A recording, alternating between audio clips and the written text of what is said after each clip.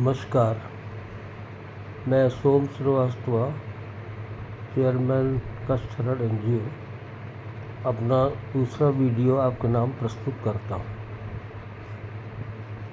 सबसे पहले मैं आपको ये बताना चाहता हूँ, जो भी हमारे पास मटेरियल अनुभव के आधार पर है, केवल प्रबुद्धता के आधार पर नहीं है। इसलिए किसी भी तरह का अगर आपको इतराज़ हो या आपके पास अलग से जानकारी हो, वो आप हमको सूचित कर सकते हैं, बजाय इसके कि आप उसको हमें क्रिटिसाइज़ करें या उसका खंडन करें।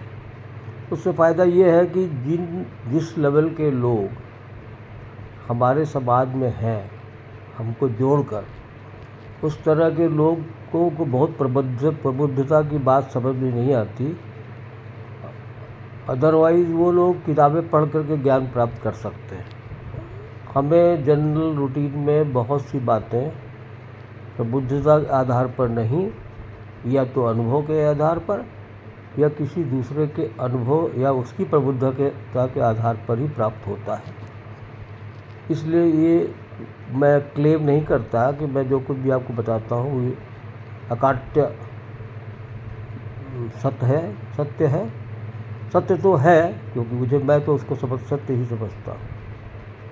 इसलिए जब भी कभी आप हमारी वीडियो को सुने और पढ़ें, तो कृपया आप चाहें तो अपने स्तर पर उसकी जांच कर सकते हैं, बजाय इसके कि आप अपना समय बर्बाद करके उसको हमारे वीडियो पर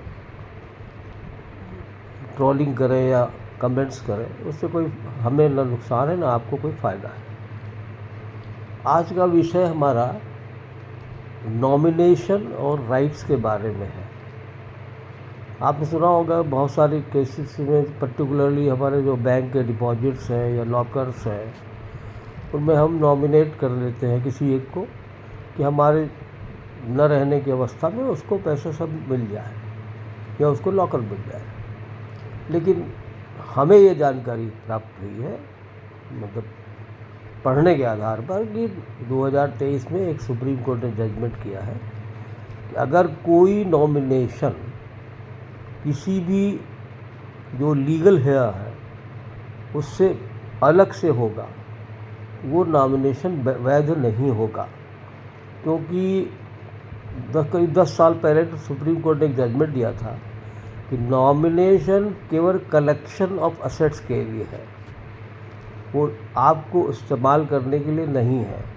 उसका पूरा इस्तेमाल आपके लीगल हेयर्स हैं उनको ही मिलेगा।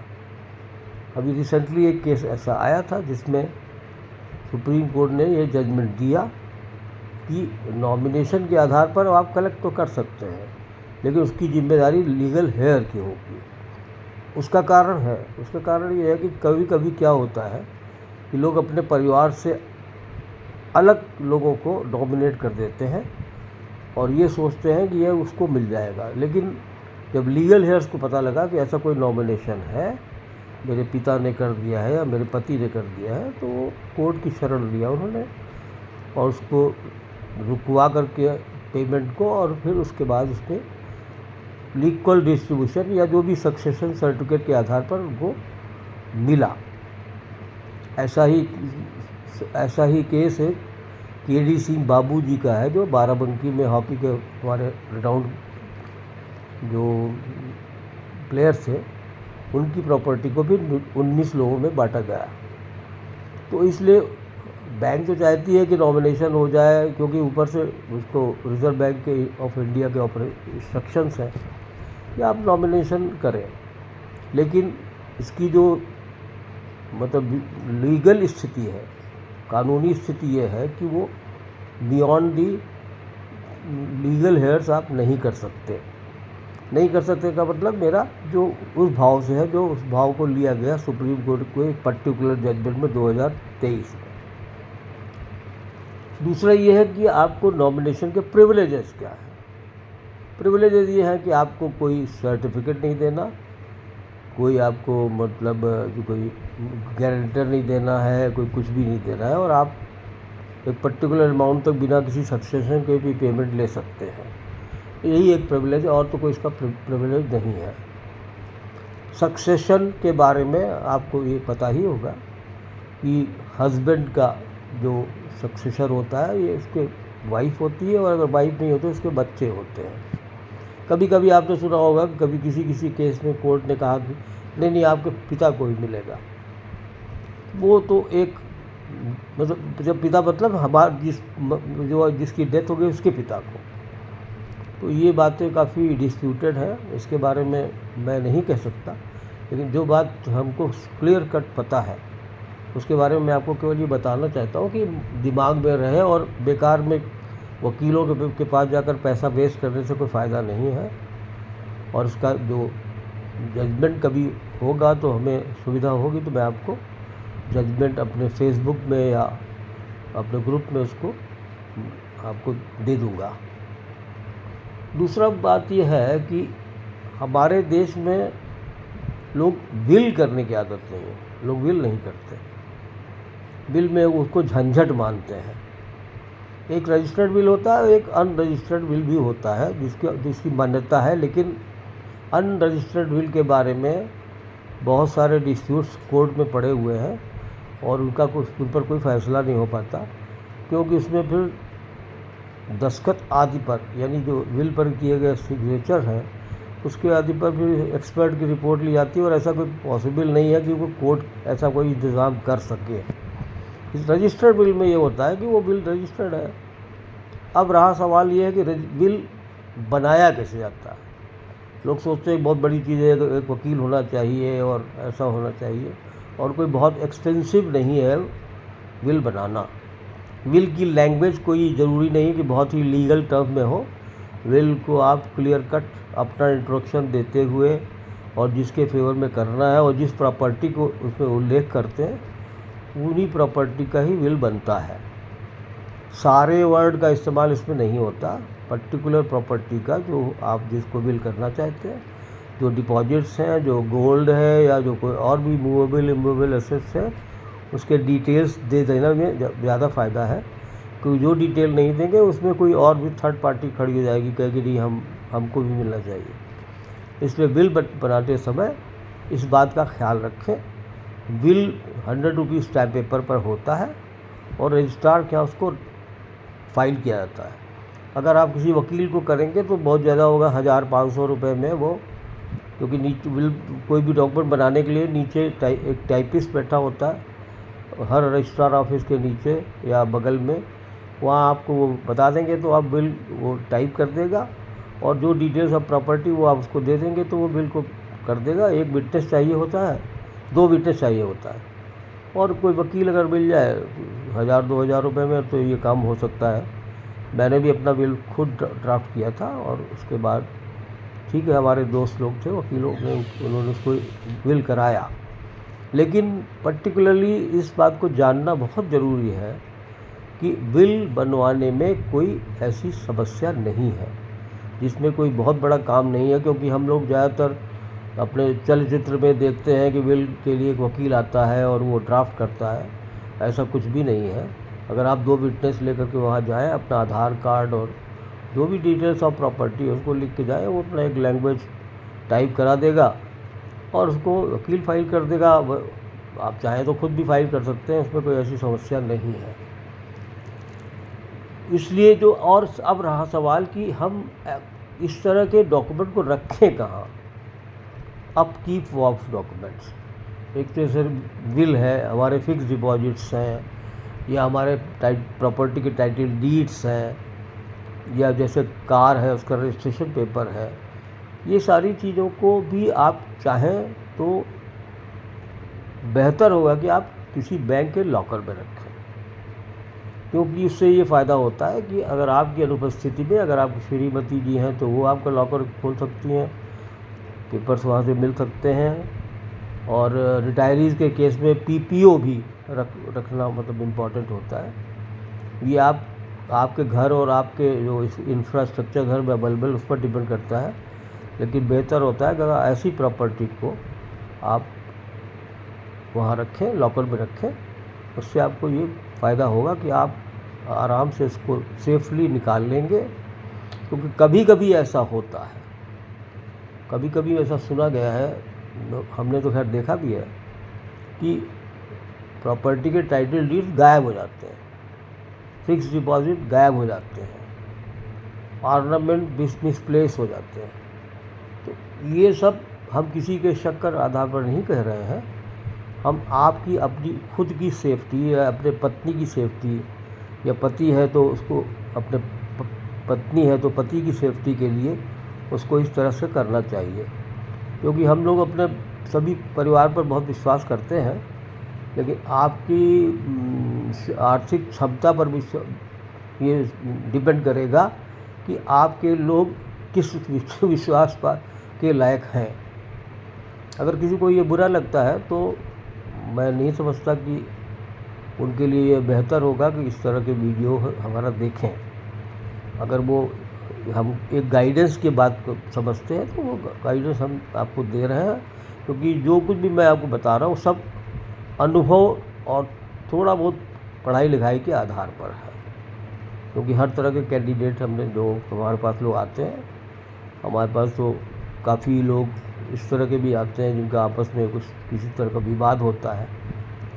लोग वो एक अलग मैटर है, वो तो चूँकि उपलब्ध हैं इसलिए वो आ जाते होंगे, लेकिन पूरे हिंदुस्तान में तो ऐसे लोग फ़ोन पर ही बात करते हैं।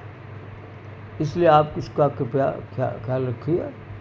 और अगर कभी किसी तरह से आपकी कोई टाइटल डीड या आपका विल या आपका कोई फिक्स डिपॉजिट या पासबुक या चेक बुक गायब हो जाए तो उस रेस्पेक्टिव डिपार्टमेंट में आप जा कर के उसका डुप्लीकेट प्राप्त कर सकते हैं।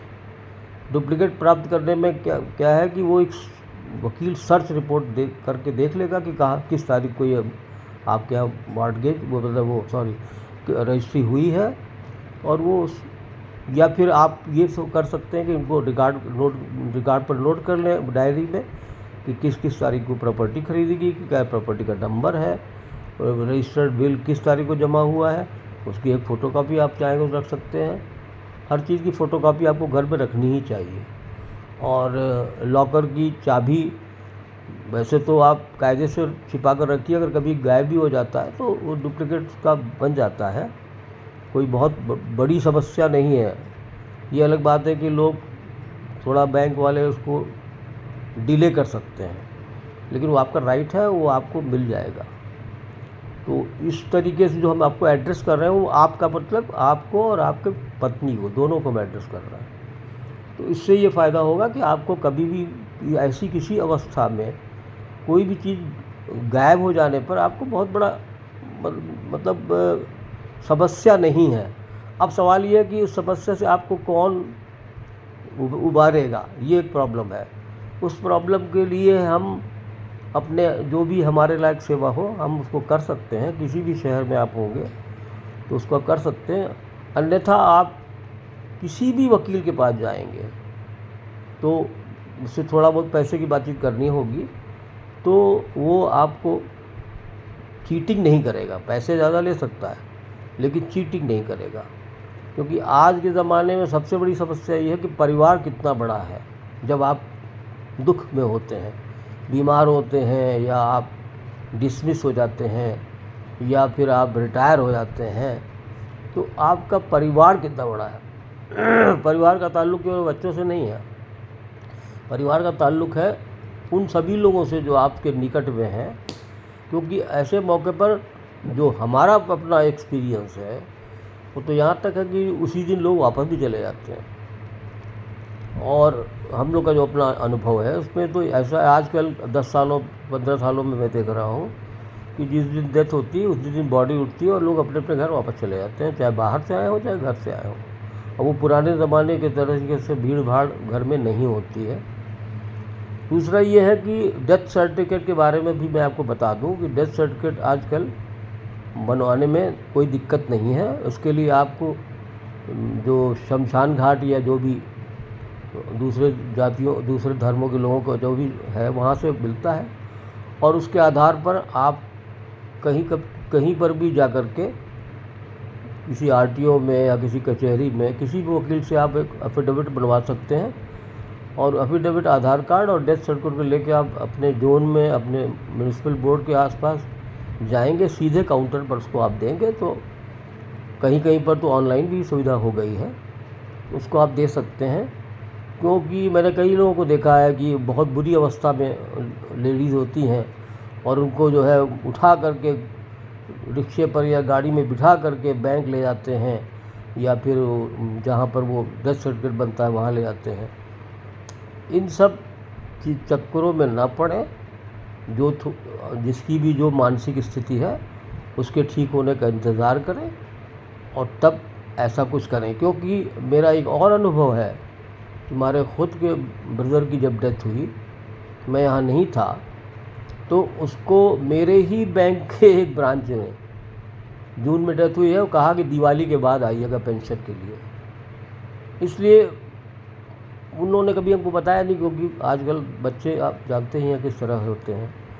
तो मेरा ये कहना है कि आप किसी मानसिक अवस्था अगर आपकी ना अच्छी हो, उस समय आप इन चीज़ों में ज़्यादा अपना परेशान ना हो। क्योंकि हमारे समाज में आजकल तो जैसे ही कोई मर जाता है वैसे ही वो लोग तुरंत शुरू कर देते हैं, इसका शेयर कितना था, इसका प्रॉपर्टी कितनी थी, कैसे किसको मिलेगी। और बहुत से लोग एडवाइस करने भी चले आते हैं कि आपको ये मिलना चाहिए, आपको वो मिलना चाहिए, आप प्रॉपर्टी बेचेंगे तो नहीं। तो तमाम चीज़ें होती हैं। लेकिन इसलिए जो भी हमारी बात को सुन रहा है, उसके दोनों पार्टी उनको ये होना चाहिए कि ये स्थितियाँ बड़ी ख़राब होती हैं। इसमें कुछ लोग बर्दाश्त कर जाते हैं और कुछ लोग मानसिक रूप से बहुत ही परेशान हो जाते हैं। मैंने अपने ही फैमिली में कई लोगों को देखा है, वो कभी अपने पति के मतलब मौत होने की संभावना के बारे में न तो सुन पाते हैं, न समझ पाते हैं, न बर्दाश्त कर पाते हैं। अभी भी ऐसे लोग हैं, ऐसा नहीं है कि ज़माना बदलने के बाद ऐसे औरतें नहीं हैं, ऐसे पुरुष नहीं हैं। लेकिन इन परिस्थितियों को निपटने के लिए आपको जितनी बातें हमने बताई हैं, जो नहीं बता पाए हैं, वो कभी फिर किसी अगले वीडियो में हम आपको बताएंगे। और जब तक हम लोग हैं, हमारा ये एनजीओ है, हमारे लोग हैं, तब तक तो आप ये सारे कंसल्टेशंस हम लोगों से कर सकते हैं। कोई इसका फ़ीस चार्जेस नहीं है। समय केवल आप 9 बजे के बाद, रात को 9 बजे के पहले कभी भी आप फ़ोन कर सकते हैं। और कभी भी ज़रूरत हो तो आप बताएं। लेकिन जो शहर के बाहर के लोग हैं वो जल्दी से भागकर मेरे पास आने की ज़रूरत न समझें, क्योंकि ये काम आजकल सब ऑनलाइन ही हो जाता है। केवल कोर्ट में जाने के अलावा और कभी भी कोई चीज़ के लिए आपको कहीं जाने की आवश्यकता नहीं है। तो इसलिए मैं आपको बताना चाहता हूँ, मैं ये वीडियो का जो मैंने कार्यक्रम शुरू किया है, ये एक तरीके से आप ये समझ लीजिए कि मेरे मन का जो अंदर का दुख या आक्रोश है, उसको आप ये समझ सकते हैं कि हमारी काइंडनेस है। मैं इसको काइंडनेस नहीं मानता, क्योंकि तो सभी लोगों को करना चाहिए। ये इस तरह की चीज़ों को जो मैं देखता हूँ तो मैं उस अनुभव को भूल नहीं पाता। जो मैंने इसमें थोड़े बहुत आपको बताया भी है, इन अनुभवों को हम भूल नहीं पाते। इसलिए आपके सामने 2 समस्या होती है। एक समस्या तो होती है आपका जो पति या पत्नी आपके चले गए हैं। दूसरा जो समस्या है वो इमीडिएटली तो कोई आर्थिक समस्या होगी तो मुझे नहीं लगता कि हो पाएगी हमारे बैंक में, क्योंकि हमारे यहाँ फैमिली पेंशन भी है। लेकिन उस समस्या को थोड़ा दूर करके, थोड़ा सा ढकेल करके आप पहले तो अपने दुख को कम करने की कोशिश करें। और किसी भी आदमी के साथ आप कंप्रोमाइज़ न करें। कंप्रोमाइज़ का मतलब ये कि किसी को ये समझ के कि बहुत मदद कर रहा है तो जो कहता है वो हम कर लें, ऐसा भी न करें, ऐसा मेरे पर भी न करें। लेकिन चूँकि हम तो ज़्यादातर ऑनलाइन ही अवेलेबल हैं, इसलिए आप कोशिश करें कि हम इस काम को बेहतर करके अपनी संपत्ति को, अपने शरीर को, अपने मन को दुखों से बचाएं और आगे की ज़िंदगी जिस तरीके से भी जीनी हो, दुख में या बस जिस तरीका भी जीना हो, वो तो उस पर डिपेंड करता है। उसको जिए। हमारे लिए जो भी आप चाहेंगे, हम सेवा करने को तत्पर रहेंगे और हम कभी भी आपको ना नहीं कहेंगे। इसलिए आप इसको याद रखिए। हमारे जो ये YouTube का चैनल है उसको लाइक करें, शेयर करें और सब्सक्राइब करें। सब्सक्राइब करने का मतलब मैं जितना जानता हूँ उसका मुझे कोई चंदे की ज़रूरत नहीं। धन्यवाद।